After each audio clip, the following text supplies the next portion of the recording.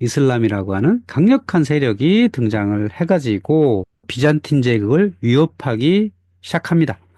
그 이야기를 해보려고 합니다. 자, 지도에서 보시면 비잔틴 제국의 전성기가 이렇게 돼 있죠? 여기 자주색으로 되어 있는 지역이 비잔틴 제국입니다. 발칸반도, 아나톨리아 반도, 시리아, 팔레스타인, 이집트, 그리고 북아프리카까지. 특이한 것은 이탈리아 반도가 이렇게 자주색도 있지만 파란색도 있죠. 이탈리아 반도를 비잔틴 제국이 완벽하게 확보를 하지 못했다는 거죠. 일부 지역만 확보를 했었고 시칠리아 섬과 사르데니아, 코르시카 이쪽까지 확보를 하게 된 거죠. 그리고 제국의 동방에는 사산조 페르시아가 이렇게 있었고 발칸반도에는 아바르족과 슬라브족이 있었다. 이게 6세기 초반에 비잔틴 제국의 전성기죠. 그리고 나라가 어려워졌을 때는 본격적으로 사산조 페르시아가 동방 지역에서 나와가지고 동부 국경을 위협을 했었고 시리아와 예루살렘 지역을 잃게 되었다고 하는 거고요. 그런 사이에 저 멀리 아주 변방 지역인 메카와 메디나라고 하는 아랍 지역에서 이슬람 제국이 탄생을 하죠. 서기 622년 헤지라라고 하는 그때로부터 아랍 이슬람이 탄생을 해서 북쪽 방향으로 영역을 확장하기 시작을 하죠. 바로 그 아랍인들이 메카와 메디나 지역을 흡수를 함으로써 아랍 제국이 탄생을 하고 예언자 무함마드가 사망할 때까지 서부 아랍 지방의 정복을 이제 마칩니다. 그리고 그 후계자 칼리파 시절에는 북쪽으로 세력을 확장하기 시작하는데 그 아랍인들이 세력을 확장하는 그 전쟁을 흔히 성전, 지하드라고 표현을 합니다. 성스러운 전쟁이다. 이슬람의 참신앙을 전파하기 위해서 전쟁을 했다라고 표방을 하는 거죠. 그렇게 해서 이 아랍 이슬람이 예루살렘과 다마스커스와 안티오크 이렇게 동방으로 뻗어나가서 사산조 페르시아를 멸망을 시켰고 또 서쪽으로 가서 알렉산드리아를 차지하는 그때 서기 655년에 비잔틴 제국이었습니다. 그때 비잔틴 제국을 보면 아나톨리아 반도의 상당 부분은 비잔틴 제국이 갖고 있었지만 제국의 핵심 지역 중 하나였던 발칸 반도의 상당 부분은 노란색이잖아요. 붉은색은 비잔틴 제국 영역이고 노란색 부분은 외적들이 있는 건데 이 발칸 반도의 상당 부분은 이미 슬라브인들이 차지하는 상태였던 거죠. 그리고 이탈리아 반도에 보면 베네벤토 공국이 이렇게 있었고요.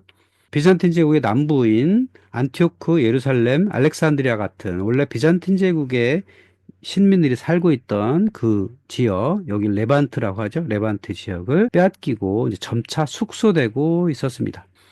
그렇게 아랍 이슬람 세력들이 아랍에서 출발해서 점차 세력을 확장하기 시작하죠. 638년에는 예루살렘을 확보하고 642년에는 알렉산드리아를 점령을 하게 되고요. 서쪽으로 진출해서 698년에는 카르타고 지역까지 비잔틴 제국의 영역을 흡수해서 지중해 남부를 흡수하는 그 이야기를 지난 시간에 했습니다. 그리고 바다를 건너서 이베리아 반도의 남부인 안달루스까지 이렇게 거대한 제국을 만드는 시리아의 다마스커스의 수도를 뒀던 옴마의 왕조가 이렇게 큰 세력을 확보했던 그런 상황이었죠.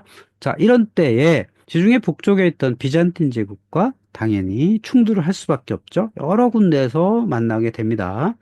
여러 해상 지역에서 해군들에 의해서 이렇게 싸움을 하게 되고요. 다양한 곳에서 싸움이 벌어졌습니다. 그러다가 아랍인들이 본격적으로 이 시리아와 이 요가 키프로스죠. 키프로스에서 해군들을 징발을 해가지고 그 아랍 해군이 비잔틴 제국의 수도를 이렇게 공격하기 시작합니다. 그리고 육군은 여기 발칸반도에 상륙을 합니다. 이미 이 발칸반도 육지는 비잔틴 제국이 세력을 잃었거든요. 그래서 아랍의 육군은 육지 쪽에서 이 수도인 콘스탄티노플을 공격을 하고 해군이 요 에게해를 지나서 마르마라해를 통과해 가지고 콘스탄티노플을 공격하게 됩니다.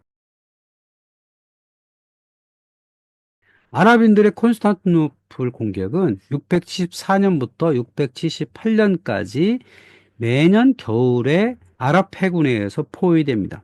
원래 이 지중해 지역에는 관행상 겨울에는 전쟁을 안 했거든요. 로마 제국 당시에는 봄부터 가을까지만 전쟁을 하고 겨울에는 쉬는 거였어요. 그런데 이 아랍인들은 남부의 사막지대 사람들이잖아요. 그러니까 기존의 관행과는 완전히 다르죠. 굳이 겨울이라 그래서 전쟁을 안 해야 될 이유가 없는 거죠. 그래서 이들은 오히려 겨울에 이 도시를 포위를 하게 되고, 그리고 그 발칸반도 육지에 상륙한 아랍인들에 의해서 콘스탄티노플 주변에 있는 여러 농촌이 약탈되게 되고, 그러다 보니까 거기 살던 시민들이 농토를 버리고 이제 도시로 들어오게 되는데, 발칸반도에 있었던 여러 도시들이 이제 버려지게 되고, 또 공중 목욕탕 같은 공공시설도 점차 버려지게 됩니다. 로마 제국 당시에는 뭐 데살로니카 같은 거대 도시 같은 경우에는 로마 제국 군단들이 있었기 때문에 수도나 목욕탕이나 극장이나 이런 것들이 많이 있었거든요. 그런데 그런 것들이 점차 황폐화하기 시작하죠. 그리고 도시 주변에 농촌이 피폐화되니까 도시의 생존에도 위협이 되죠. 원래 도시 주변에 있는 농촌에서 곡물을 생산을 해가지고 도시에 공급을 해야지 도시가 살아갈 수가 있는데, 그렇지 못한 환경이 되게 되는 겁니다. 그러니까 발칸반도의 이 수도 주변이 상당히 약화가 되는 거죠. 상당히 어려운 지경에 빠지게 된 겁니다. 그래서 지금 육지 쪽에서는 아랍의 육군들이 이렇게 도시에 성벽 쪽으로 다가서고, 또 바다 쪽에서는 여기가 마르마라 해거든요. 마르마라 해 쪽에서 이제 해군들이 이 도시를 공격하기 시작하죠. 앞 시간에 설명드린 것처럼 이 도시는 서쪽에 두 개의 성벽이 있었죠. 콘스탄티노플 성벽이 원래 처음에 있었고, 그 다음에 테오도시우스 성벽이 삼중 성벽으로 이렇게 만들어져 있었어요. 벽돌로 지은 상당히 두터운 거였기 때문에 이 육지 쪽 성벽은 아주 난공불락했단 말이죠. 그래서 아랍 군대가 여기를 공격하기가 쉽지가 않았고, 해군 같은 경우에도 여기도 바닷가이긴 한데 여기 보스포러스 해협이 상당히 물살이 빨라요. 그래서 마르마라 해 쪽에서 여기를 공격하기가 굉장히 어렵거든요. 그러니까 저도 여기를 가보기 전에는 상당히 높은 경사가 심한 언덕으로 생각을 했는데, 막상 가보면 그렇게 경사가 심하진 않거든요. 그냥 언덕 정도예요. 그럼에도 불구하고 여기다 배를 대고 이쪽에 상륙하기가 쉽지가 않은 곳인 건 분명합니다. 여기 또 성벽이 또 있고, 그래서 마르마라 해 쪽에서는 공격하기 어렵고, 공격이 가능한 곳은 바로 여기 항구가 있거든요. 여기 골든혼이라고 하는, 금강만이라고 번역을 하는데, 이 골든혼 쪽에서 들어가야만 이 도시를 공략을 할 수가 있는데, 이 골든혼은 상당히 잔잔하니까요. 근데 여기 골든혼 쪽에선 쇠사슬이 이렇게 쳐져 있었고, 그러니까 상업 활동을 할 때는 쇠사슬이 바닷속에 있어가지고 배들이 이 항구로 들어갈 수 있었고, 외적이 침입하면 쇠사슬을 올려가지고 외부에 배가 못 들어오게 이렇게 하거든요. 그래서 이 골든혼 쪽에서 막음으로써 이 도시를 강력하게 지켜냈던 거고요. 또 비잔틴 제국에는 중요한 무기가 있었습니다. 바로 그리스의 불이라고 이름 붙여진 무기였습니다.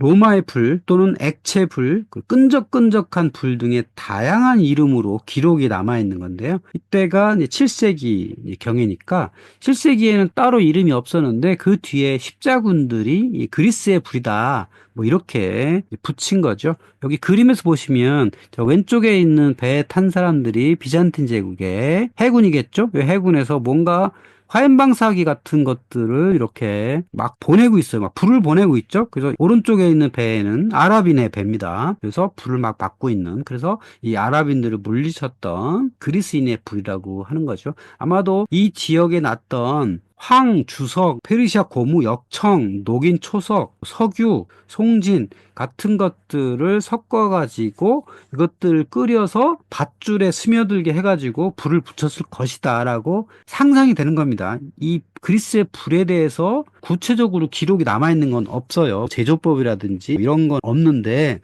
시리아 출신 칼리키누스가 발명했고 아랍인을 물리치는데 상당히 큰 기여를 했다라고 나와 있긴 한데, 그 제조법은 알려지지 않았습니다. 그러니까 이 지역에도 석유가 있었거든요. 오늘날 메소포타미아 지역 같은 데서도 석유 같은 게 지금도 나잖아요. 예전에는 이게 지상에 이렇게 노출되었었다는 거죠. 그런 것들을 확보를 해가지고 이렇게 그림에 있는 것처럼 배에서 뭔가 펌프 같은 걸로 해가지고 납관이나 뭐 동관 같은 거겠죠. 거기다 넣어가지고 불을 붙여서 하면 아랍 배들을 물리칠 수 있는 그런 것이었다고 하는 거죠. 근데 이 제조법은 국가 기밀로 취급되었기 때문에 상세한들은 알려지지 않았다는 거죠. 결국은 이거는 신의 뜻이다. 신의 뜻으로 아랍 군대를 물리친 것이다. 라고 사람들은 생각을 했겠죠. 결국은 아랍 군대를 물리치고 비잔틴 제국은 살아남게 됩니다.